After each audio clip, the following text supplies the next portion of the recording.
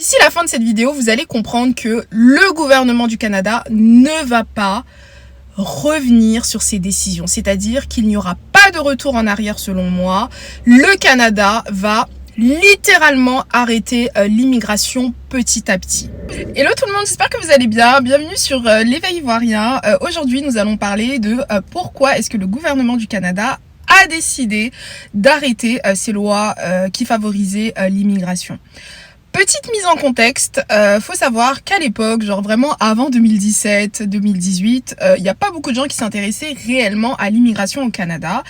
Beaucoup de gens pensaient que c'était trop loin, pas intéressant, trop froid. Et on va pas se mentir qu'en termes d'Amérique du Nord, le Canada, c'est pas le pays qui fait le plus rêver, on est bien d'accord. Il y a les États-Unis, tout le monde va aller aux États-Unis, mais c'est pas tout le monde à l'époque qui voulait aller au Canada. Ce qui s'est passé, c'est qu'après, le gouvernement du Canada, avec le Premier ministre Justin Trudeau, qui a été élu en 2015, si je me trompe pas, a décidé de faire en sorte que le Canada soit une terre d'accueil. C'est-à-dire que le pays qui avant faisait en sorte que tous ces immigrants soient les gens les plus qualifiés possibles, qui faisait de telle sorte que les processus d'immigration soient super méga longs et compliqués, a décidé du jour au lendemain de changer les règles. C'est-à-dire que on se rend compte qu'après 2015, c'était devenu beaucoup plus simple d'immigrer au Canada, beaucoup plus rapide aussi, et les programmes d'immigration ont commencé à s'enchaîner. C'est-à-dire que du jour au lendemain, on a eu des programmes d'immigration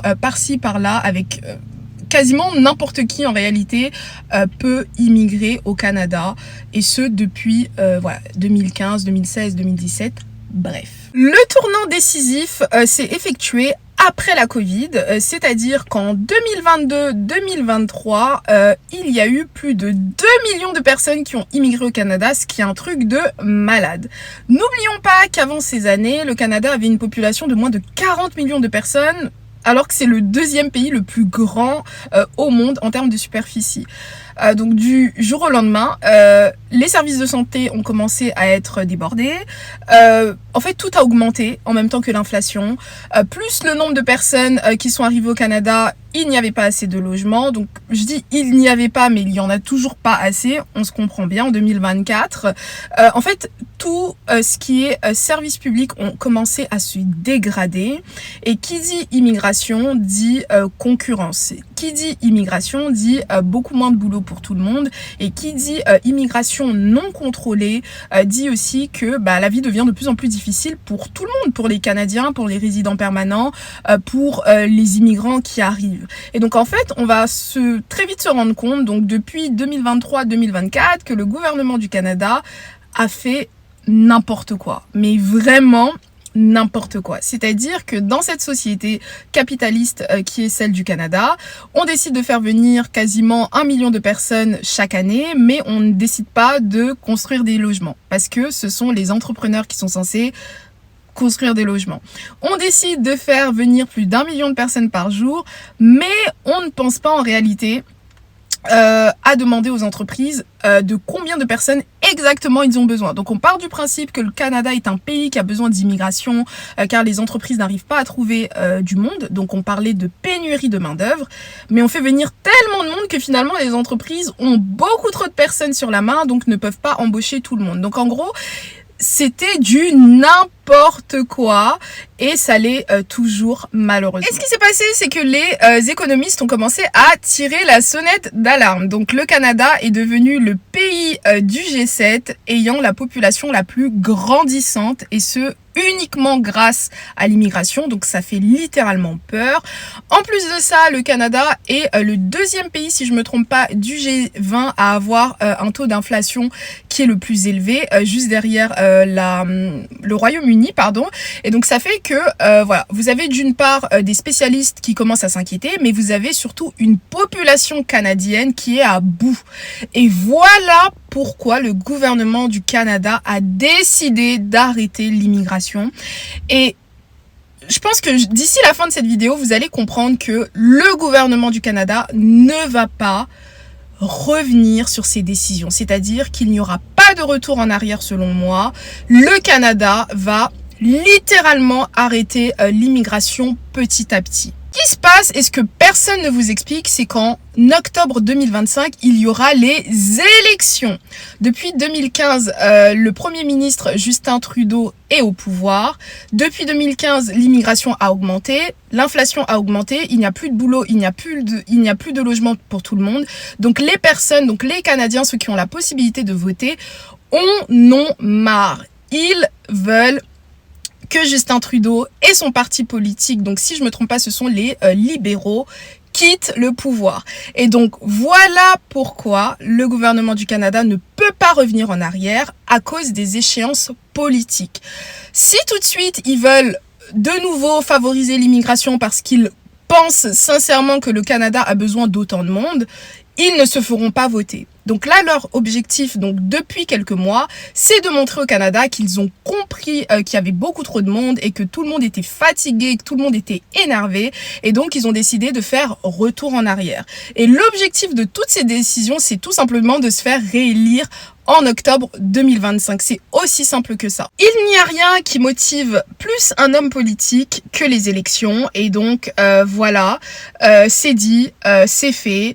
Ils veulent être réélus. Donc, ils sont prêts là actuellement à limiter l'immigration parce que ils ont peur de ne pas l'être, de pas se faire réélire.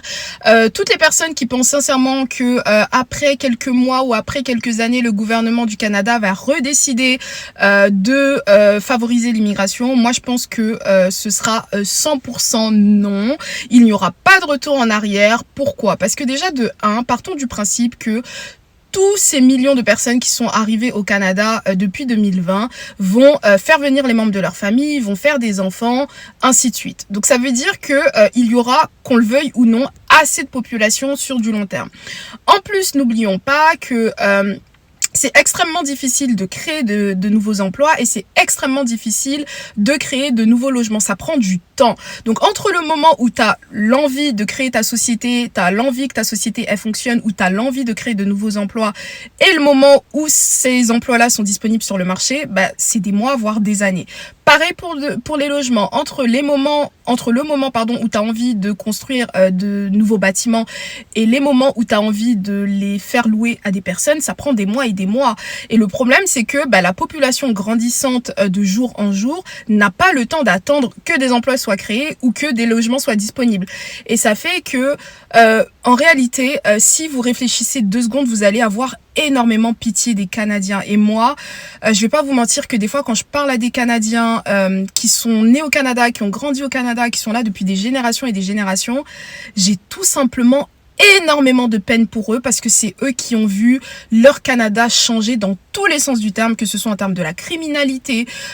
Les voitures se volent chaque seconde au Canada et particulièrement au Québec et en Ontario. C'est une dinguerie dans un pays où, par exemple, on avait l'habitude de ne même pas fermer sa voiture ou sa maison la nuit. Pareil, ils ont vu leur niveau de vie baisser. C'est-à-dire qu'au Canada, on te dit qu'en 2015, avant 2015, il était possible de vivre décemment avec du 14 $ de l'heure. Maintenant, pour toutes les personnes qui sont au Canada, vous savez qu'avec le salaire minimum, c'est impossible de vivre décemment. Pareil pour les logements, on se rend pas compte, mais à l'époque au Canada, moi lorsque j'écoute les témoignages des personnes qui sont arrivées il y a plusieurs années, pour louer un 1 000 $ ou 1 200 $ par mois, c'était pour avoir une maison avec escalier, avec 3 chambres, avec jardin, avec même piscine par moment. Et maintenant, peu importe où vous allez aller au Canada, même dans les petits villages, vous allez vous rendre compte que les logements ne sont pas du tout abordable. Ton loyer, il augmente chaque année. Ton salaire n'augmente pas de la même manière chaque année. Donc, ça fait qu'en réalité, toutes les personnes qui sont nées ici ont vu leur Canada changer. Donc, on n'a pas besoin d'être pro-immigration pour savoir que, malheureusement, le Canada fait bien de freiner un peu l'immigration. Mais on n'a pas aussi besoin d'être contre l'immigration pour comprendre que, il faut avoir quand même une demi-mesure. Voilà, donc c'est vraiment dommage, mais moi je pense sincèrement que le gouvernement du Canada ne va pas revenir sur sa décision et ne peut pas revenir sur sa décision parce que c'est trop risqué. Les élections sont bientôt. Là, actuellement, il y a les élections législatives. De ce que je comprends, le parti du gouvernement Trudeau a énormément de mal à faire élire des députés, etc. Le gouvernement en place a donc tout intérêt à limiter l'immigration de masse pour se faire réélire. Voilà. C'est dommage pour toutes les personnes qui souhaitent immigrer au Canada, c'est dommage pour toutes les personnes qui sont au Canada et qui se voient avoir beaucoup plus de difficultés à avoir la résidence permanente, beaucoup plus de difficultés à renouveler des permis de travail, des permis... tout type de permis en réalité sont compliqués. Je vais vous donner un exemple. Maintenant, si vous ne venez pas faire un master au Canada, vous ne pouvez pas venir avec votre famille en visa étudiant, alors que c'était possible il y a quelques semaines. Pareil, si vous souhaitez immigrer au Canada avec peu importe le visa, vous n'êtes absolument pas garanti de pouvoir rester au Canada par la suite. Donc c'est compliqué. Dans les prochaines semaines, pareil, ils ont décidé de limiter aussi le nombre de résidents permanents par an. Voilà, donc c'était vraiment tout pour cette vidéo. Mais moi, ce que je voulais vous dire, c'est que peu importe ce qui se passe, ne vous découragez pas, dans le sens où les meilleurs dossiers seront toujours acceptés. Donc voilà, faut maintenant être dans les détails. C'est plus aussi simple d'avoir une acceptation, que ce soit pour la résidence permanente ou autre. Donc il faut vraiment être dans les détails, essayer d'avoir des dossiers qui sont en béton, essayer voilà, prêter vraiment attention à tout ce que vous soumettez à l'immigration pour pouvoir avoir des taux d'acceptation plutôt que des refus tout simplement. Et petite chose aussi, n'oublions pas les immigrants, parce qu'il y a énormément d'immigrants qui sont ici au Canada et qui vivent des périodes difficiles, qui n'arrivent pas à trouver du boulot. C'est une réalité. Je le dis, je le répète, je le répète. C'est très difficile de trouver du boulot. Vraiment, force à vous. Les logements sont extrêmement chers. Beaucoup ont plus de 60% de leur paye qui va pour le loyer, donc il reste pas grand chose pour pouvoir vivre. Il y a énormément de nouveaux arrivants qui sont obligés de manger au food bank, donc avoir de la nourriture gratuite. Il y a énormément de personnes qui sont arrivées au Canada qui malheureusement n'arrivent pas vraiment à s'en sortir de manière générale. Donc force à vous, courage à vous, et surtout n'oubliez pas que voilà, il y aura toujours des jours meilleurs pour vous. Ça, c'est vraiment ce que je voulais dire, parce que j'ai énormément de témoignages et ça déchire le cœur. Et voilà. Et c'est aussi pour ça que le gouvernement du Canada, malheureusement, a décidé de limiter l'immigration. Ce sera tout pour cette vidéo. Je vous invite à passer une bonne journée, une bonne soirée, peu importe à l'heure à laquelle vous regardez cette vidéo. Moi, je vous dis à la prochaine pour une prochaine vidéo. N'oubliez pas de vous abonner, commenter, liker, partager. Bye bye!